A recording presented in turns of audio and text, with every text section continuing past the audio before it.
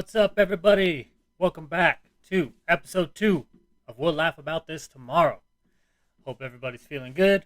I'm feeling good. Post Halloween. I hope everybody had a great Halloween. Uh, Me and my family had a great Halloween. Went to the good old trunk or treat in our little mountain town, and my little 3-year-old was Harry Potter. And I'll pop up a picture of him on the screen. He was like, excuse me, like talk of the town at the trick or treat. I mean, the Tehachapi News took a picture of him with his brother, and he had a blast. He was doing Patronus charms on everybody with his wand, having a blast. Last week, I dropped the first episode, and it was pretty cool. Like I got a lot of likes, a lot of support, a bunch of people texting me and calling me. Even had a friend that I hadn't talked to in a long time, like coming forward about his addiction, and like in a way feeling that he could talk to me now because of my episode and kind of being on the same level as me. Um, Different addiction. His was alcohol, and it's cool because that's what I wanted.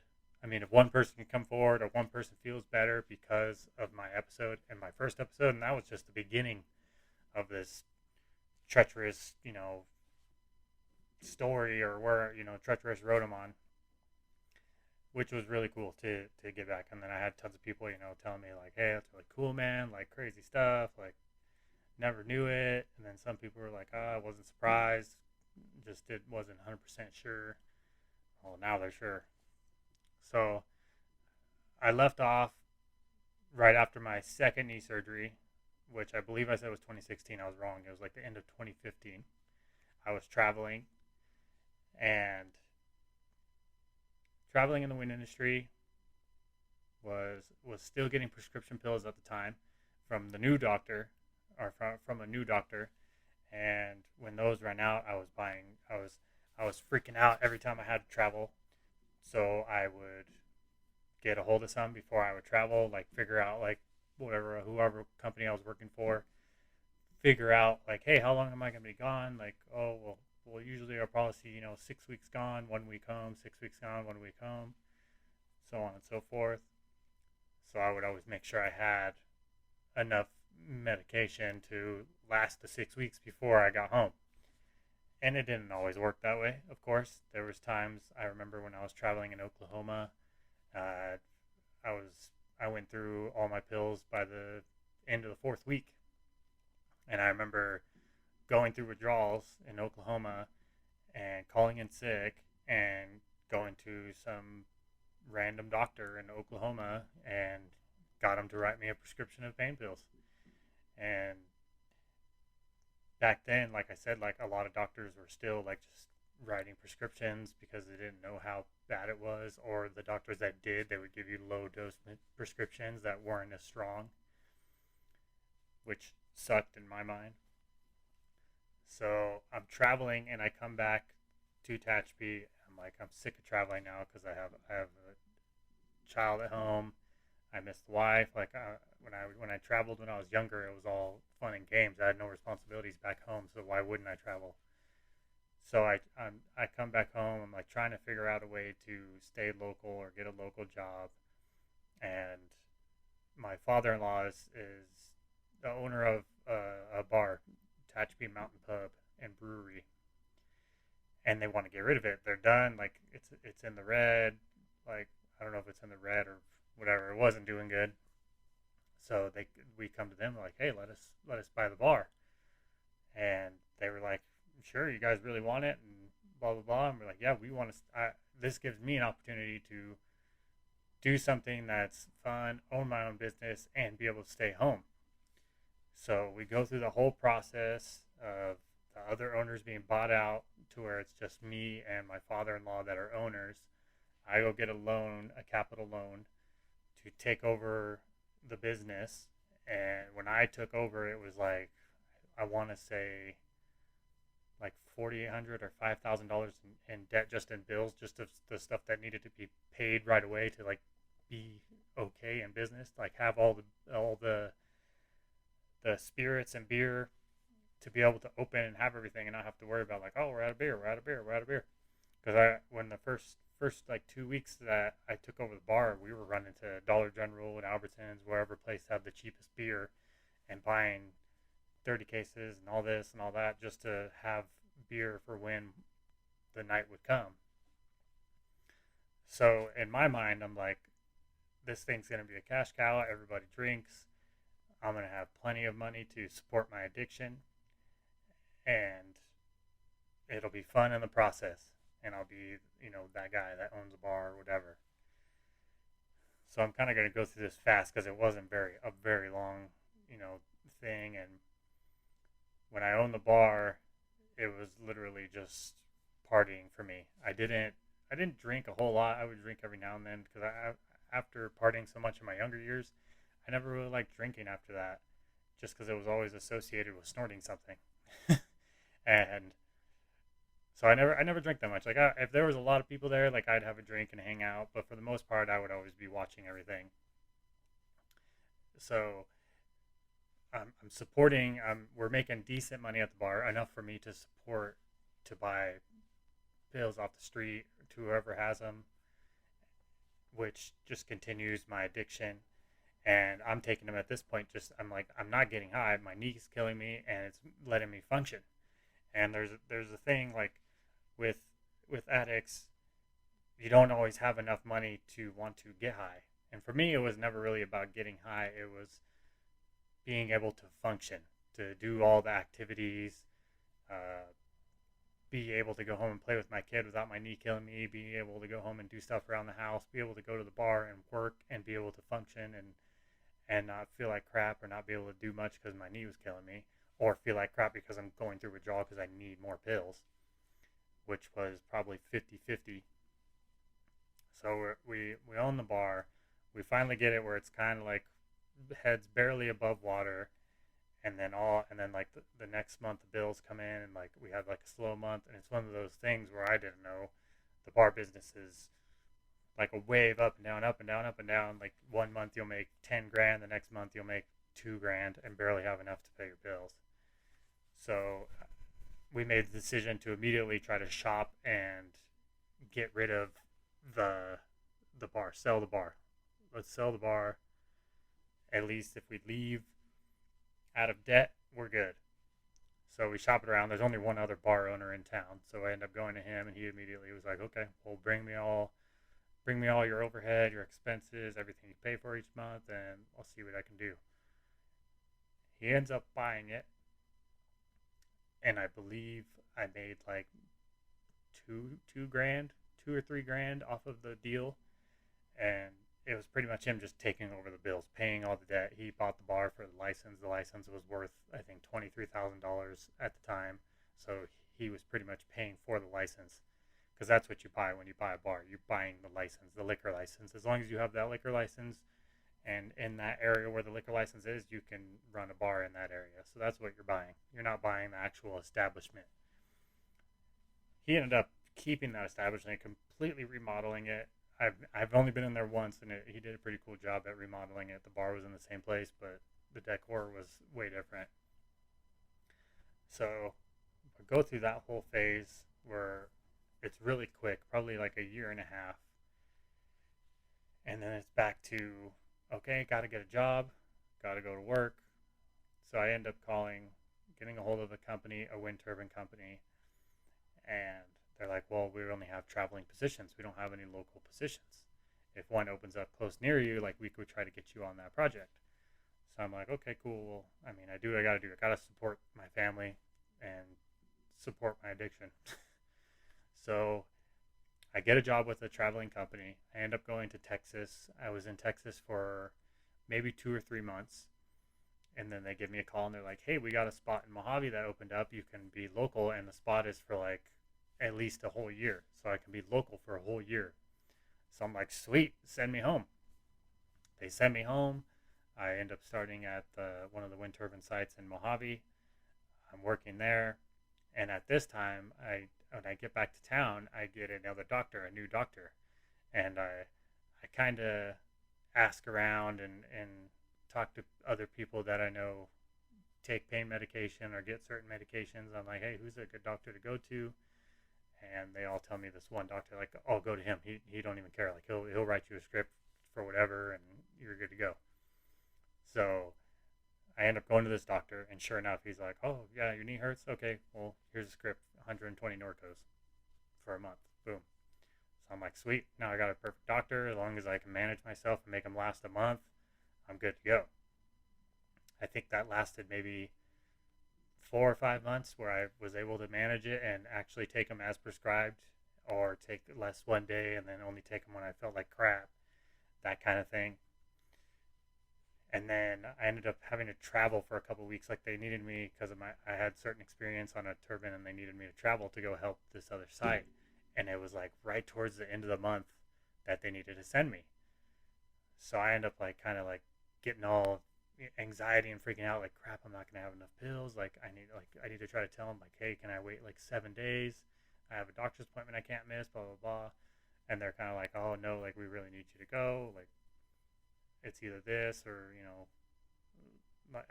to me, like, I didn't want to be that guy that they couldn't depend on, but my addiction came first. Like, I'm not going to sit there and argue with them and tell them straight up, like, well, sorry, I need to get my pain medication or I can't go, which probably would have been almost fine in a way, because at least it would have been honest, and it would have been like, oh, okay. But then I probably would have ended up and looked at, and they would have ended up finding a reason to fire me, like, oh, this guy takes pain medication all the time, he's a liability. So I end up traveling, freaking out. I run out of pills like the first week. End up going to another doctor. The doctor doesn't prescribe me anything. This is around the time where they start cracking down on pain medication. Like, you used to be able to go to an urgent care, tell them, hey, my back hurts, my knee hurts, whatever hurts, and they would go, oh, what kind of pain medication have you took before? Like, oh, I've taken, Tramadol, Vicodin, Norco, whatever. And they'd be like, oh, okay, well, it worked for you, and they'd give you a prescription. But then it slowly turned into, oh, well, we don't give prescriptions out the first time you come to the doctor. Like, you'll have to, come a second time, and it has to be within like 7 days or something like that. I know in Texas that's how it was. And Oklahoma was the same way. They would say, oh, well, you have to come back in 7 days for your second appointment, and then you can actually see the doctor, and he'll prescribe you something if needed. So I remember that not working. I ended up going to a ER, and I was at the ER. I'm like, oh, my knee's killing me. My knee is killing me, but I'm going through withdrawals. That's the main thing that sucks. And they're like, oh, okay, well, we can get you some medication. Like, what have you taken before? I'm like, oh, usually I take Norco, or I've had Tramadol, but Norco usually works. Of course, I'm going to try to get the stronger thing. And they come back with a little like ketchup cup, little paper cup with one pill in it. And they're like, okay, here you go. And I take it, and I'm like, oh, can the doctor write me a prescription? They're like, oh, no, the ERs don't write prescriptions anymore. And I'm like, oh, really? And they're like, yeah, we don't do that anymore. You have to go to an actual, your primary care physician to actually get a prescription. We don't do it at, no ERs, usually pretty much across the United States, don't do prescriptions anymore. Like, they'll just give you a prescription either for the day or one to last a couple of days. But I had already made the mistake of telling them that I was going home in like 5 days, so I just needed enough to last me, and they took it as like, oh, well, you'll be fine. Get home and see your doctor, which sucked because that's what they said. And so I ended up getting one pill, barely takes the edge off. The next day at work, I end up meeting a new guy that lived locally, and he tells me, we end up like talking about drugs. Somehow we got on the conversation about drugs, and I like made the comment like, oh man, I could really go for like a Vicodin or Percocet or something like that. And he's like, oh really? He's like, how many do you need? I can get some. And I'm like, oh, for real? So I end up giving this dude money. He goes and gets me pills, and then the next day at work I get pills from this guy. And I think I'm there for like another 10 days. I end up buying like 3 times from the guy using my per diem. So that way, no one, the wife doesn't know that I'm spending my per diem. I got the cheapest hotel possible. So I'm spending like $150 a week on a hotel, some crackhead hotel. I end up spending most of I get bare minimum food, like peanut butter and jelly sandwiches, uh, bare minimum everything. Just enough so I can survive while I'm there. And then I use the rest of my, 400 or 500 bucks given this dude to buy pills for the next 2 weeks I'm there. And they were like really cheap, so I was getting pills for super cheap and having a crap ton of pills just at my disposal. So of course I'm taking them like M&Ms because, oh, I could just buy more. I could just buy more. No biggie. Oh, I'll just take, 3 this time before I go to bed instead of one. I'll take 3 because it'll last longer and I'll be able to sleep better. That's my mental thought. But little did I know I was taking that many because I wanted to feel good. I wanted to feel the euphoria and the high from the pain pills. And of course, it got rid of my pain. So I end up coming back home, going back to the local physician, getting back in with my doctor. I'm going like back and forth with the doctor, and then eventually he sends out a letter that's saying he's retiring, and this is like mid 2016, saying that he's retiring. So now I'm like, crap. I either need to find somebody that has pain medication readily available all the time that I can buy, or I need to find another doctor that will just prescribe me monthly and make that last. But the crappy thing is that when you get pills off the street or buy pills and you have this like lump sum of pills, the more you have, the more you're going to take. So you get used to taking that many, and then you get a prescription and you take them the same way because you just got a lump sum of 120 pills that's supposed to last 30 days, and you're taking them the same way because you're used to taking them that way and your body's used to taking them that way. So then you run through your script of 120 pills in 10 days, a little over a week. I mean, I remember I'd get 120 pills and they'd be gone in 5 to 7 days. They would be gone, and then I'd be freaking out, trying to calling people, texting people, hey, can you get pills? Hey, can you get pills? Hey, can you get pills? And it was always a 50-50 shot. Someone would be like, oh yeah, I could probably get some, but you have to give me some time. And then the withdrawals would hit, and then you'd start bugging the shit out of them. Like, hey, did you find anything? Hey, did you find anything? Dude, I'm still looking. It's like, oh, well, like, I'll give you extra if you find some, like thinking that giving them more money is going to magically make them find pills, which I did a lot to certain people, which I apologize for. So I'm buying off the street all the time. I'm working locally. I'm making good money for working locally. So there's no, like, at this time, I'm pretty sure my wife didn't know, like, how much money I was spending on pills because she essentially let me have a certain amount of my paycheck if I worked. I would work overtime to support my habit.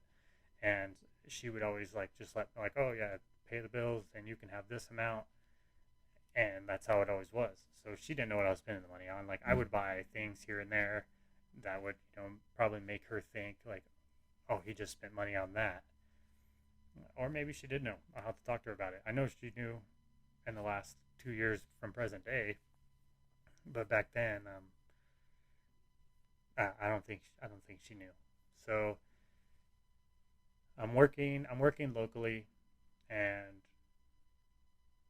I'm fine. Everybody likes me on the site. Like, I'm getting my work done, and I remember running out of pills and started going through withdrawals, but I couldn't miss work because they were like real strict about attendance there, so you couldn't miss work. So I remember going to work like just at the beginning of withdrawal, so I just feel like crap. I'm lethargic, no energy, and we're working on a wind turbine, and I'm like trying to do as little as possible. Like I'm trying to be the lazy guy that day. Do as little as possible and just try to make it through the day. I know I could probably find some pills after work. And so some rat snitch dude that works on site said I was sleeping in the truck, which I wasn't because you can't sleep if you're going through withdrawals, and that's a fact. And he tells the site lead. So I end up getting called in the office, and they talk to me about it, and I'm like, dude, I wasn't sleeping. Like, I was filling out a form, a safety sheet or whatever. And they're like, okay, like, we'll have to talk with other people and blah blah blah. Um, if something happens, we'll give you a call this weekend. So I remember being at home on Sunday or Saturday, and they called me and they're like, yeah, we've made the decision not to allow you back on site. And I was like, what's the reasoning? And they're like, oh, well, we have multiple people saying you were sleeping in your truck. And there was like three guys on site that didn't like me just because I simply outshined them because I worked harder than them. So they just hated on me. And I took one of the guys' positions as the lead. I ended up becoming lead over him.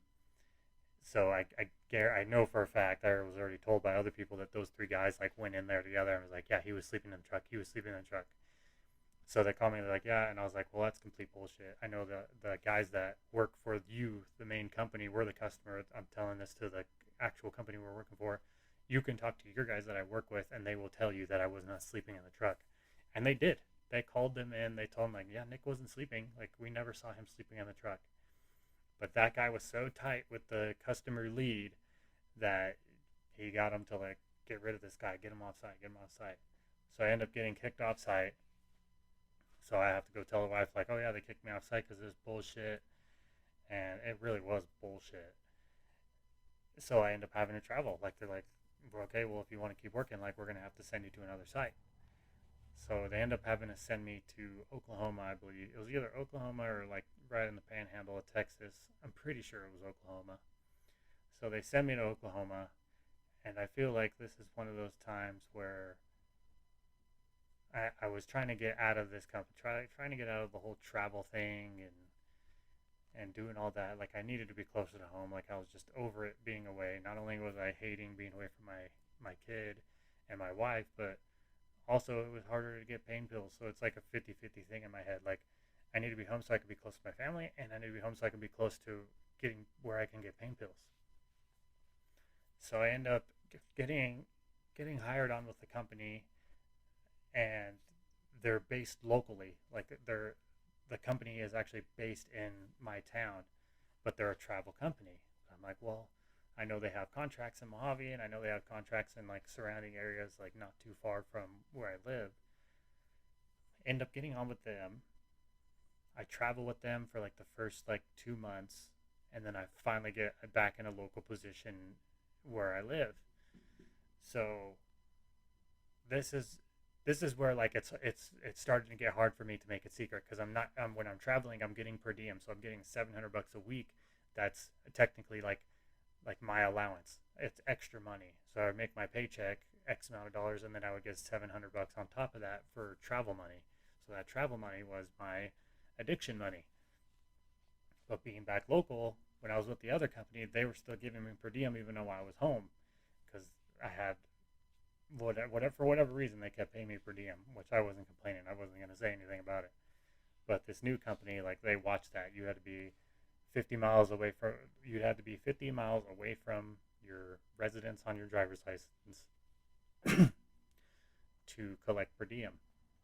And I had a license that was my address on my license was 6 miles from their office. So I'm working for this company. I'm not getting per diem.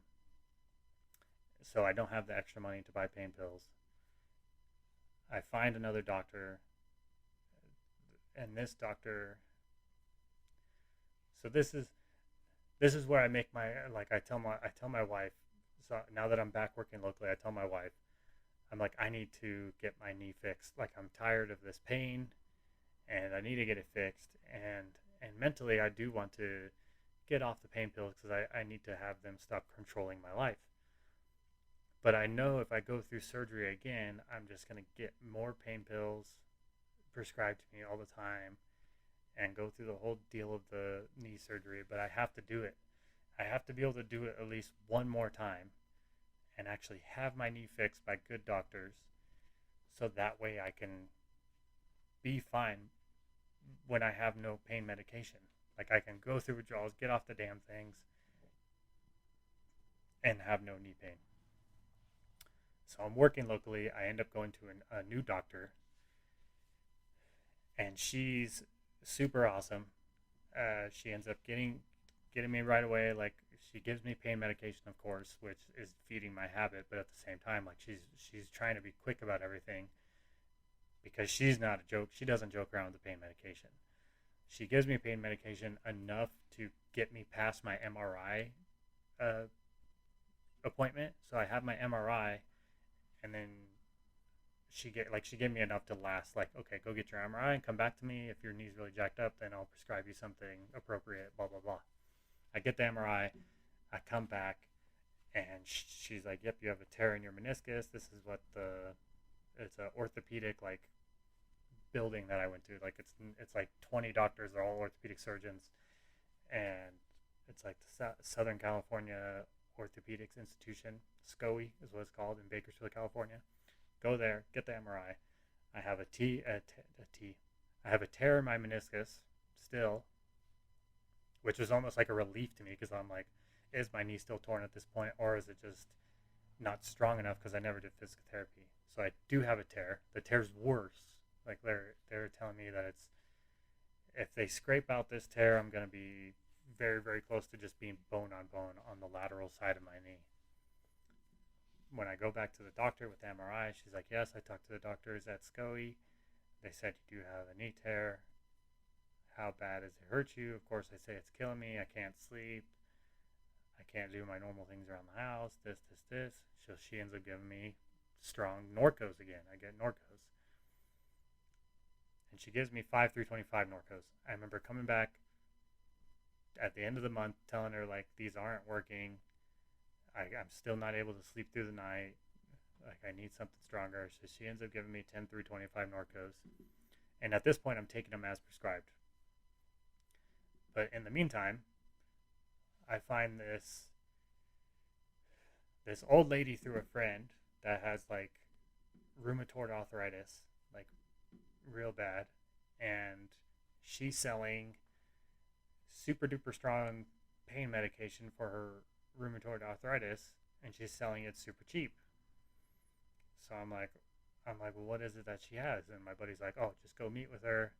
Like, she's a cool old lady, blah blah blah. So I go meet with her, and she has 30 milligram morphine pills, selling them for $10 a piece. And I'm like, this lady is crazy. She does not know what she has. Those pills go for easily 30 to 40 bucks a piece, and she's crazy for selling them for $10 a pill. So I end up buying some of them off of her for a friend, just, and I'm like, okay, well, I'll buy them all. Like, morphine is super strong. Like, I'm not gonna take morphine for knee pain. Like, that's pretty intense. And frankly, I was scared to take morphine because morphine is very very strong. So I end up buying them for a friend, and he takes them, and he's like, dude, these things are super strong. Like, I had to break it in half and only take half of it. And I'm like, yeah, I don't think I need those. Like, I will be noticed because morphine is essentially heroin. So I'm like, you will be like, if I'm taking those consistently, they will be noticed by somebody that I am just a walking zombie. So I end up being like the middleman for my buddy, and he gets addicted to the morphine pills, and I'm buying them for him, like once a week, twice a week, buying for her all the time. This old lady's super cool. Like, she's like, she has rheumatoid arthritis, is in pain 24/7, and she's selling half of her prescription because they're so damn strong that she doesn't need to take them every day. Like, that's how strong they are. So in the meantime, that's like in the back of my head. Well, if I ever run out, I have this lady that has morphine, so I could always buy morphine. So I'm getting the pain medication from this new doctor. I have I have the next surgery scheduled, so I'm just buying my time to the schedule. I keep telling myself, like, if I go through with this surgery and I do the physical therapy right and I do everything correct, I can get off these damn pain pills, and I'll be free of them, and I'll be able to live my life. And you have to realize too, when you become addicted to pain pills, every little thing you do takes a pain pill. So, like, oh, I'm gonna go work in the garage, pop a pain pill to go do it. Oh, I'm gonna go dirt bike riding with my friends, pop a pain pill to do it. Whatever, like, activity, hobby, I kind of relate it to, like, I chew tobacco. So I relate it to chewing tobacco. Every time I would throw a dip in to go work on my dirt bike, to go work on my car, to go organize something in the garage, to clean the house, I'd throw a dip in. That's how it was with pain pills. Anytime I had to do something, pop a pain pill to do it. So that's how your hobby always is. So like I would always think to myself like, well, if I'm off of them, like it's gonna be weird, like going to the movies and taking one to relax and watch the movie, doing stuff around the house, my like everyday chores.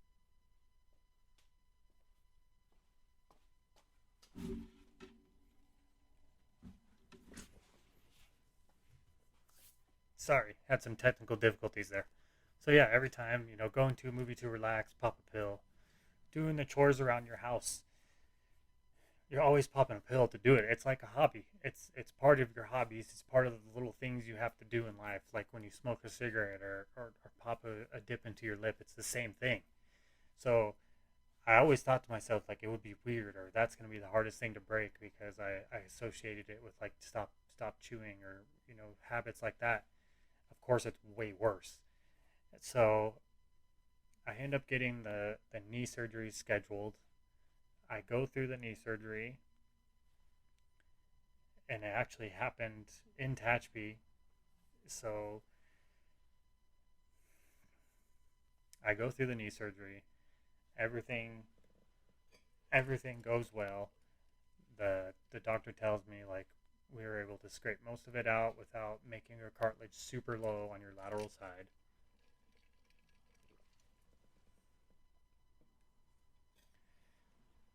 And I think you're going to heal up fine.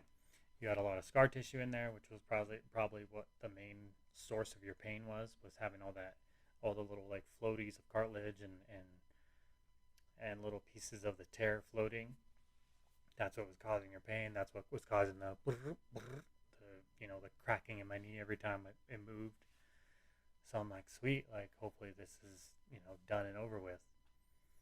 So I'm still taking the pain medication at this time, and then boom, COVID-19 hits.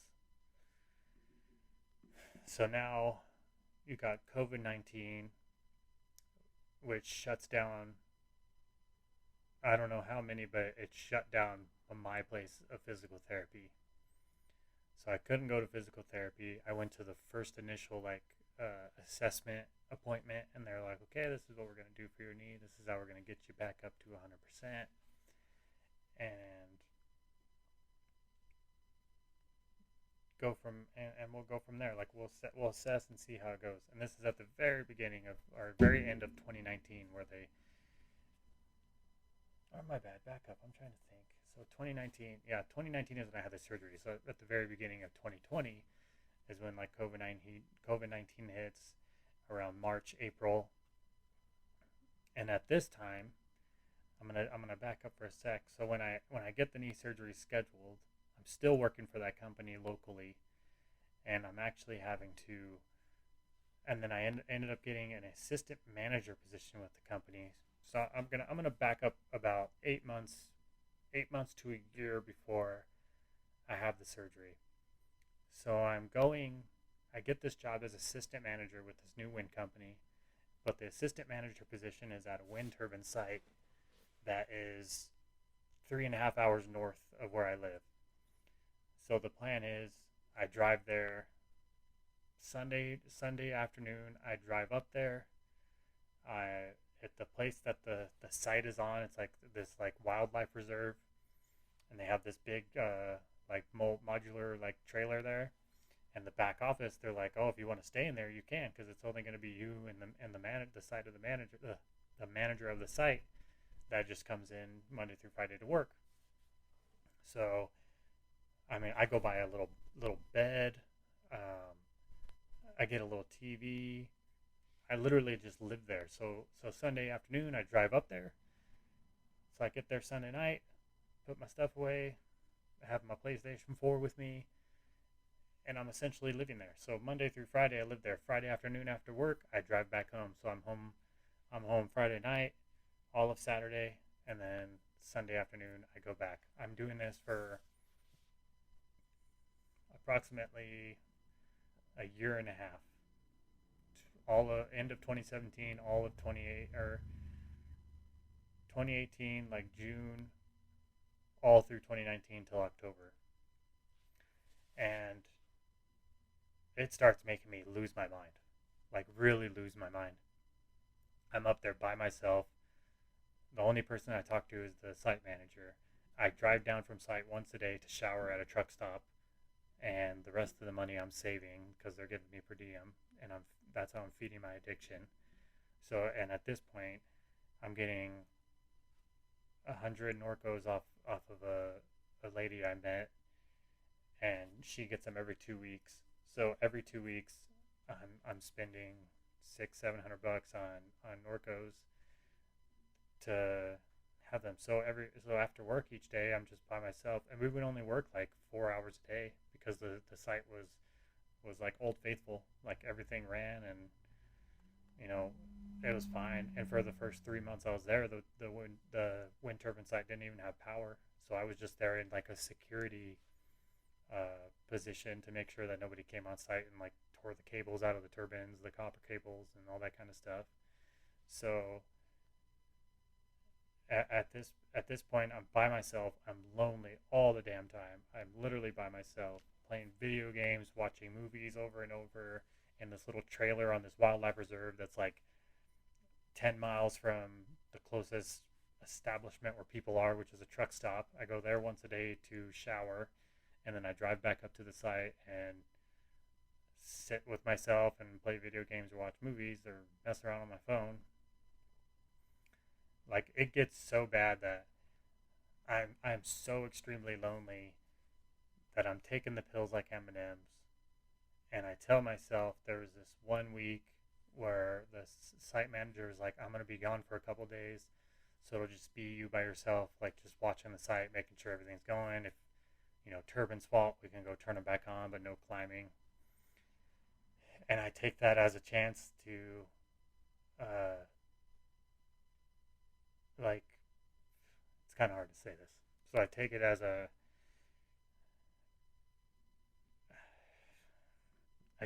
opportunity to try to kill myself. And I think it was probably one of the dumbest things I've ever attempted to do in my life. I was getting other pills from my father of all people.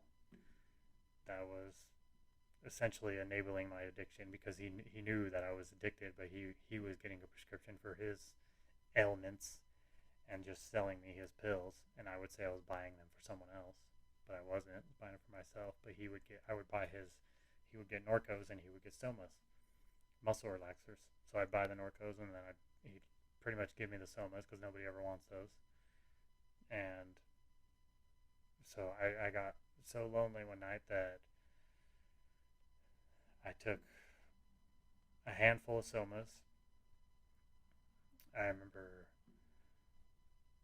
passing out, and I remember waking up and being so groggy, and I'm like, fuck, it didn't work. I'm gonna take more. So I grab another handful of Somas and I take them, and then I don't remember anything.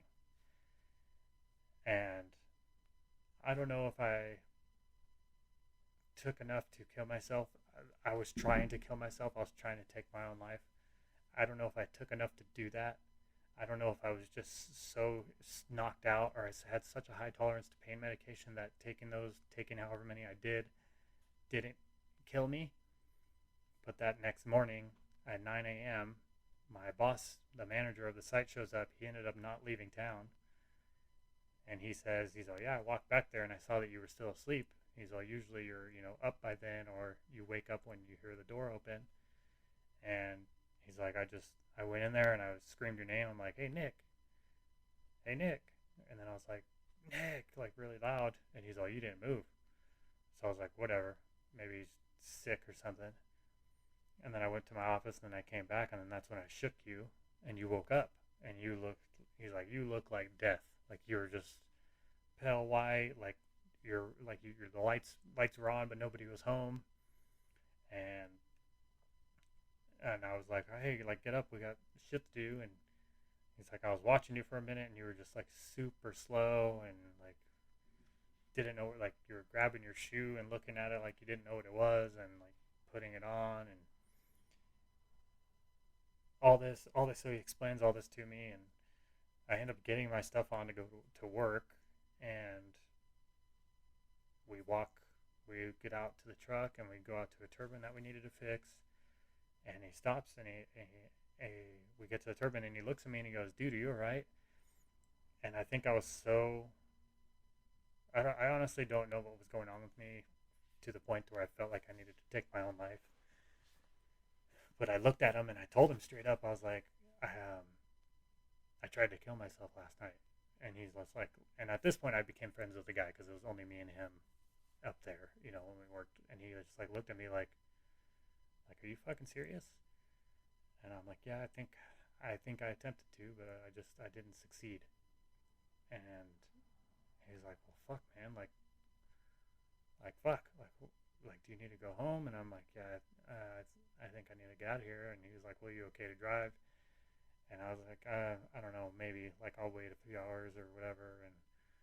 And good for him, like he didn't leave me. So he ended up fixing the tower real quick, and then we got back and went back to the office, and he ended up calling the HR of the company and was like, hey, I got this guy here, well, they knew me. They're like, I got Nick here, and he tried to kill himself last night, and this and this, and uh, I ended up calling like a suicide hotline and talking to them, and I don't know what was going on with me. I think I was so sick of being addicted to pain pills. I was so sick of not being able to be home every night with my family. At this point, I have two kids, and I mean, I was distant already because of my addiction in my marriage, and then I'm distant even more because I have to be gone Monday through Friday. So my kids and my wife don't even see me that much. And then when I come home, it's like everything's daddy, daddy, daddy. So I'm having to pop more pain pills to be able to keep up with it. It's I don't know. I honestly couldn't tell you what drove me to say fuck it, I'm done. And every time I think about it, it starts like messing with my emotions because I couldn't believe that I got to that point that I wanted to end my own life. When I looked at the pain bottle, the Soma bottle, when I got back to the trailer, there was one pill in it, and it was a script of 25. I took 24 Somas in one night, and I lived to talk about it. I don't know how. I really don't know how.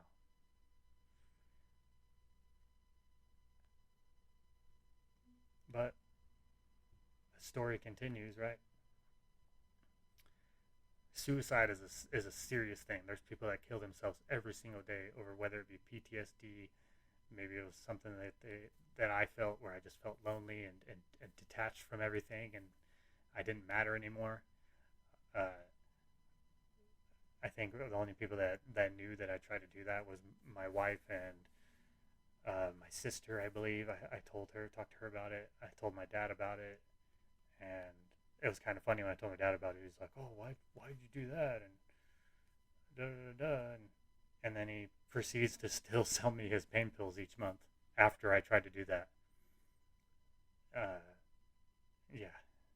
Anyways, it's not something that's taken lightly. There's always numbers you can call. The suicide hotline. I talked to them. I ended up talking to them quite a bit. I ended up getting a therapist and going to a therapist for a little bit. There's always something you can do. Your life does matter. I will tell you that firsthand. Your life does matter. It doesn't matter how shitty it is. You still matter. Your life still matters. People still care about you. And I had two kids and a wife, and I thought that they didn't care about me and I didn't matter in the world, and I was damn wrong because I would have devastated them if I succeeded in killing myself.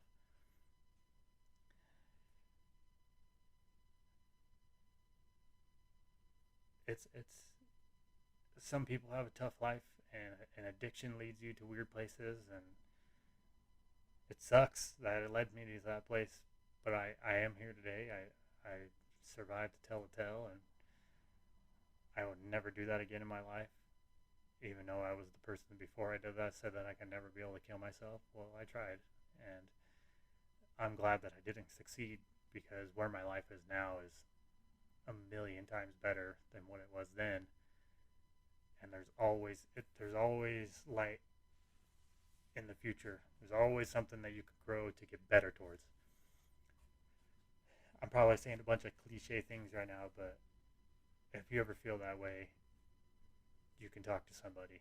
Call me if you feel that way. Call me.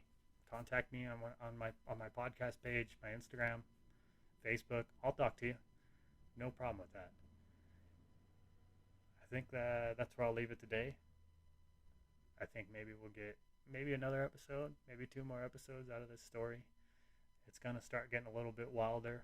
I'm sure that that bomb I just dropped right there is gonna shock a lot of people. But life goes on, right?